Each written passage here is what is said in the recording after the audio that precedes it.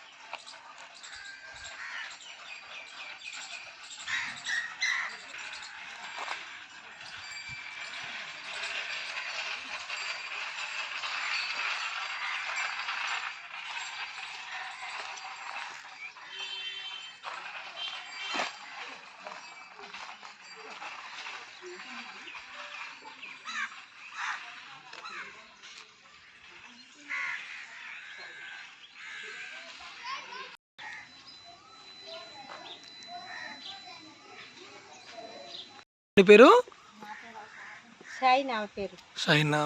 ఇప్పుడు ఈ మురికి కాలువలు తీసి ఎన్ని రోజులు అవుతుందమ్మా? ఇప్పుడు 4 నెలలు తీయకుండా. అంతేనా? అదే మొత్తం ఇట్లా మరి ఇట్లా ఉంటే మీకు రోగాల బారిన వస్తాయి కదా, రోగాలు వస్తాయి కదా. ఒకటి చెప్తే ఒకటి చేస్తారు సార్. వాళ్ళు ఏం తీస్తలేరు, ఏం చెప్తాం వాళ్ళకి తీస్తలేరు. మంచిగా చెప్తే ఏంది చెప్తే తీస్తలేరు, ఏం చేస్తా మూసేస్తా అంటారు. కాలువలు మూసేస్తా ఉంటున్నారు. తీయమంటే మూసేస్తా ఉంటురా? మురికి కాలువలు తీయాలనే చెప్పినాం మేము కూడా. ఏం లేదు కాదు, మంచిగా ఉండాలి అందరికీ. దోమలు మస్తు ఉన్నాయి, కరుస్తున్నాయని అందరికి కోసమనే చెప్తున్నాం మేము కూడా. 6 నెలలు అయిందో 2 నెలలు ఇప్పుడు దియక ఇంకా చెప్పినా పట్టించుకోవట్లేరా? ఇంకా గ్రామ పంచాయతీ మేడం కాడికి ఇంకో నేను పోవాలి, పోయి చెప్పి రావాలని అనుకుంటున్నాను. దోమలు అయితే మస్తు ఉన్నాయి సార్. మొన్న మందు వేసిండ్రు, వాన పడ్డ 2వ రోజు 3వ రోజు ఇంకా మందు చల్లిపోయింది.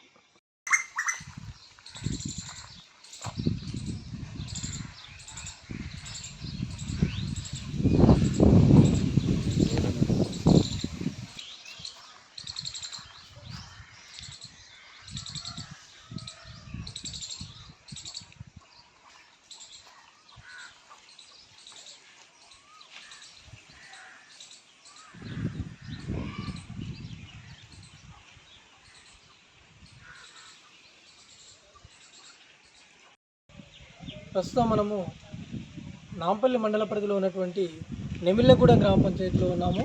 ఇక్కడ చూసినట్టయితే ఈ నెమిళ్ళగూడెం గ్రామ పంచాయతీలో పారిశుద్ధ్యం అంతా పడకేసింది. ఎక్కడ చూసినా డ్రైనేజీలలో దుర్గంధం వెదజల్లుతుంది. అసలే వర్షాకాలము, ఈ సీజన్లో ఇక్కడ రోగాల బారిన పడుతున్నట్టుగా ప్రజలు తెలుపుతూ ఉన్నారు. ఒకవేళ మనం ఇక్కడ పరీక్షించినట్టయితే ఈ ప్రాంతంలో చూసినట్టయితే మొత్తము ఇది నెలల తరబడి ఈ తీయకపోవడం వలన ఈ డ్రైనేజ్ మొత్తం పేరుకుపోయింది. ఇక్కడ చెత్త చెదారంతో నిండిపోయింది.